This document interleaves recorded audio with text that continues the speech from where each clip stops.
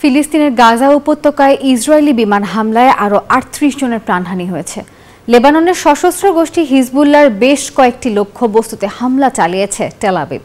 এদিকে অদূর ভবিষ্যতে ইসরায়েলের বিরুদ্ধে আরও ভয়ঙ্কর অস্ত্র ব্যবহারের হুঁশিয়ারি দিয়েছে ইয়েমেনের হুথি বিদ্রোহীরা। আর এরই মধ্যে ইরান জানিয়েছে কখনোই ক্ষেপণাস্ত্র কর্মসূচি প্রত্যাহার করবেন না তারা।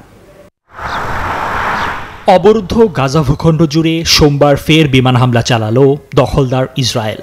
আবারও ঝরল নারী শিশুসহ বহু ফিলিস্তিনির নিরীহ প্রাণ। এ নিয়ে গাজায় ফিলিস্তিনিদের প্রাণহানির সংখ্যা ৪১,২০০ হয়ে গেল। আহত হয়েছেন আরও ৯৫,০০০-এর বেশি মানুষ।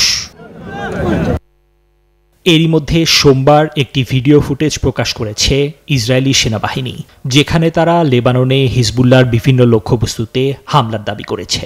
হিজবুল্লাহর বিরুদ্ধে সামরিক অভিযান প্রয়োজন বলে সোমবার মার্কিন রাষ্ট্রদূত অ্যামোস হকস্টেইনের সঙ্গে সাক্ষাতে জানিয়েছেন ইসরায়েলের প্রতিরক্ষা মন্ত্রী ইয়োভ গালান্ত।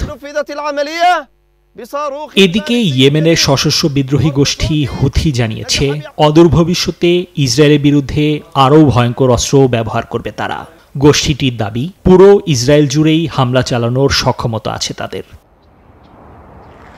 চলমান উত্তেজনার মধ্যেই ইরানের প্রেসিডেন্ট মাসুদ পেজেশকিয়ান সোমবার জানিয়ে দিলেন, আন্তর্জাতিক চাপের কাছে মাথা নত করে কখনোই ক্ষেপণাস্ত্র কর্মসূচি বন্ধ করবে না তেহরান। ইসরায়েল যেভাবে ক্ষেপণাস্ত্র ব্যবহার করে গাজায় অমানবিক আগ্রাসন চালাচ্ছে তা দেখে ইরানের নিরাপত্তা নিশ্চিতে ক্ষেপণাস্ত্র প্রয়োজন বলে মনে করি। পেজেশকিয়ান আরও জানান, শত্রুতা পরিত্যাগ করলে যুক্তরাষ্ট্রের সঙ্গে তাদের সরাসরি আলোচনা সম্ভব। নিবির আমিন, নিউজ 24।